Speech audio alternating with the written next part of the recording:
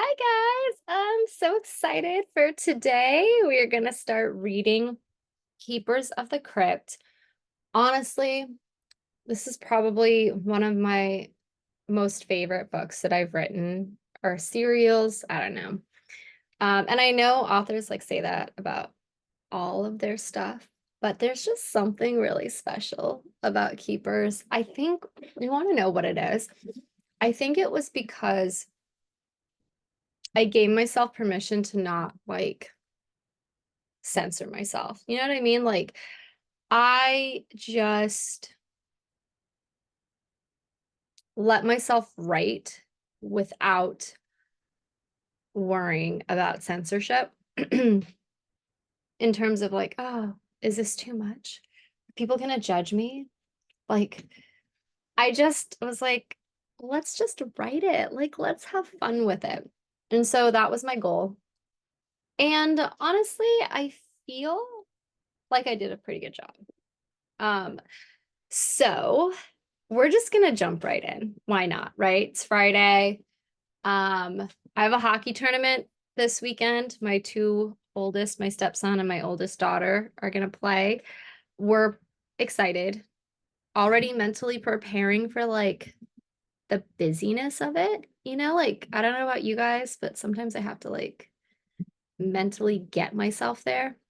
But that's the whole point of why, we do what we do, right, for our kids. Anyway, all right. So chapter one, I'm so excited. Okay, okay.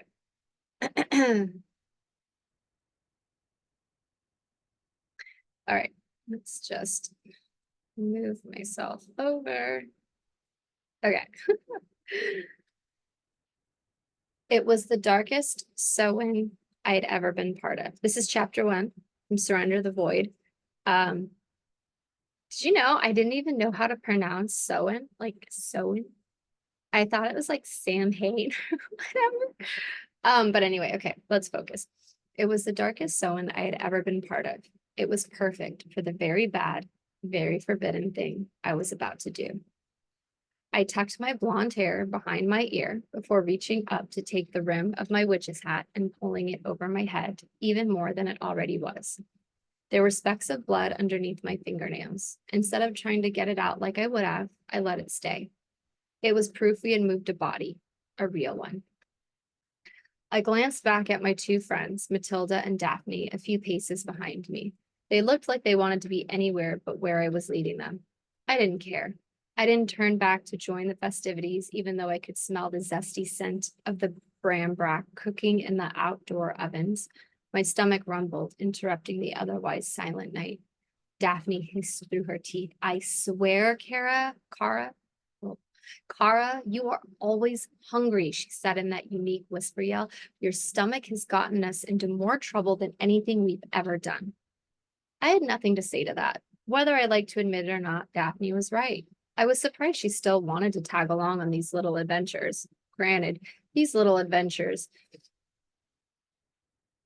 tended to get us into trouble since they went against the strict code the crypt keepers enforced on students who attended the academy.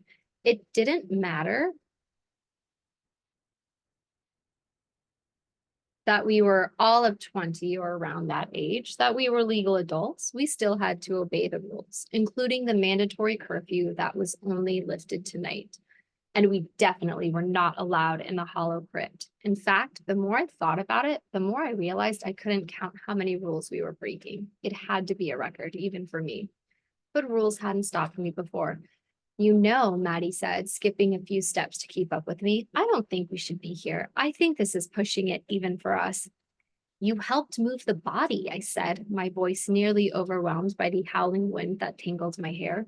I clutched the rim of my hat even tighter, glancing around in the dark sky, almost as though I expected shades to peek themselves from the low, hanging, waxing gibbous moon.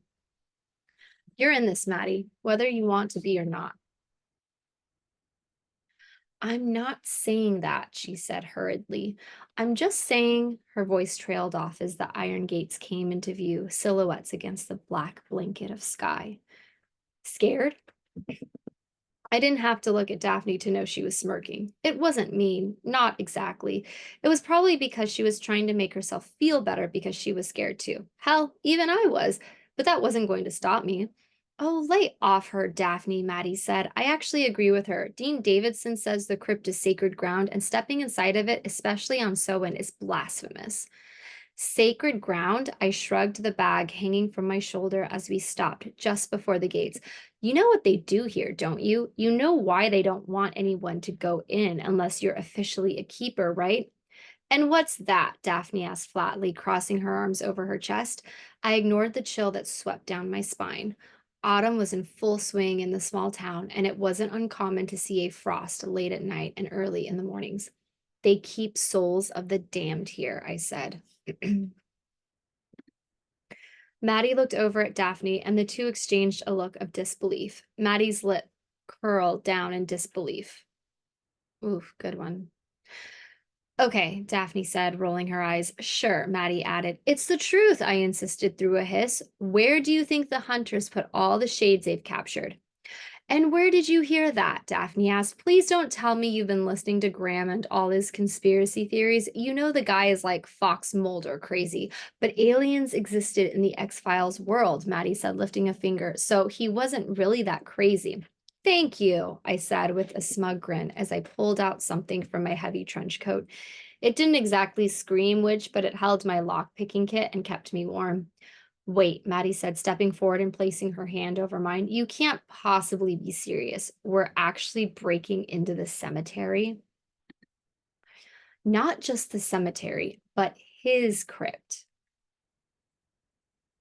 Maddie's blood drained from her face. I looked over at Daphne. Her eyes went wide, and she shot me a pleading look with her sapphire eyes. Car, Daphne said, trying to maintain a tone of cool rationality. Come on.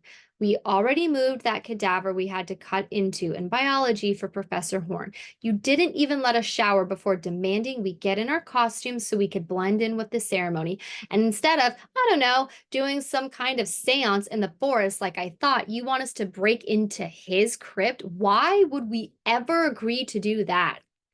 Because I have to know. I pulled free from Maddie's touch and pulled out a tool, taking the lock in my hand. I have to know. Is this about your brother? Daphne asked in a low voice. Carr, your brother? He has to be somewhere out there, Daphne, I snapped, not even looking up from the task at hand. Shades took him. There wasn't a body found. And based on what I've heard, you mean Graham? Daphne muttered dryly. They have to be storing the shades somewhere, I finished. That's if Richard is a shade, Maddie said in a tentative voice. I froze and slowly carved a line with my nose until my eyes narrowed on my red-headed friend. There was no body, I said, as though that made it obvious. Look, we just don't want you to get your hopes up, only to be disappointed, Daphne said. We know you've been searching for years for Richard, but going against the keepers, it's like you completely forgot that they're the ones who saved you that night. They took you in and practically raised you. I clenched my teeth together. This was the last thing I wanted to hear. I had enough guilt stored inside of me to last 3 lifetimes if I wanted. I didn't need my best friends adding to it. I angled my body away from Daphne, away from her knowing eyes, and turned back to the task at hand, getting past the gates and into that crypt. It only took a few minutes. I had to slide the flute into the hole and caress it until I heard the telltale click there. I smiled. The rusted lock screeched as I pulled it apart, the matching chain slithering like a snake to the ground in an ungrateful lump as noisy as it could possibly be. It was as though everyone was trying to rat me out, to call attention to the fact that I was on sacred land doing something I definitely shouldn't be doing. Car, wait. Maddie positioned herself between me and the gate, hanging open now. She was much bolder than I expected. Usually she was more timid and tagged along without saying anything. Please, don't do this. Think about the consequences. I actually didn't want to think about the consequences. The only thing I cared about was getting to Richard, finding answers about what happened to him, and I knew those answers were behind this gate and very possibly in his crypt. I'm not going back, I practically snarled, not when I'm so close. Graham is a psycho conspiracy theorist, Daphne said. You're really going to throw everything away for something he said. He was expelled for a reason, Carr, and it's not because he's right. Is it really so easy? Is it really so easy to risk everything for a whim? Maddie asked. A whim? I slowly stood up and began to pull all of my tools back in the case. To put all of my tools back in the case. My brother is not a whim. I didn't mean I'm not going back, I repeated. I stepped around Maddie, pulling the gate open and stepping in the crypt before I could talk myself out of it. Come with me. I don't care. Lie. I did care. I wanted them with me more than anything, but I couldn't turn back now. But I'm not going back, I finished. I began to walk on the damp dirt trail that led directly to the crypt. I bypassed the gravestones, careful to keep off their sacred space. Whether I believed Graham or not, I had the utmost respect for the dead. Despite my disagreements with the keepers, this wasn't something I could fault them for. The dew on the grass clawed at my ankles, trying to get me to turn back. I only sped up my pace. I didn't want to hear if my friends were coming or not. I didn't want to hear the silence in case they chose to leave me. And they should. They shouldn't be here. I shouldn't have asked them to come. This whole thing with my brother was on me and me alone. Why should I drag them into it? Why should I risk them and their reputations based on something Graham Willoughby said? They weren't wrong about him. The guy was a conspiracy theorist. But what he said actually made sense. I had to see if he was actually right. The hurried movements did little to keep my body warm. The teasing chill from earlier had turned into a full-on blanket, trying to wrap me into a vice grip. I clenched my teeth together to keep my teeth from chattering. I didn't stop walking until I reached the crypt. His crypt. Keaton was a shade, through and through. Vile, disgusting, and totally and completely evil to the point where he had to be buried in his own onyx crypt over a pentagram. If that didn't guarantee his mandatory placement there, I didn't know what did. But Graham said that Keaton wasn't the only shade kept inside. In fact, keepers house shades within the crypt, experimenting on them, keeping them inside and using them for their own will. Preposterous, everyone else insisted. Shades were released once caught. Either the keepers sent them to their final resting place or they sent them to the void, somewhere the soul could not ever be recovered from. Could never be recovered from. Kind of like purgatory. Keaton was supposed to be in the void, but his crypt lingered like a stubborn bruise that refused to fade. And here I was, ready to open it just in case what? My brother might be there? The shades might know where he was? And they would talk to me, a junior keeper? I reached the crypt and tilted my head back to get a look at the looming stone. The cold, dark stone was made from raw onyx, the edges jagged and uneven. Okay, forgive me if I butcher this Latin. Numquam exciter impios. Never wake the wicked, I murmured, repeating the warning the keepers instilled in us at a young age.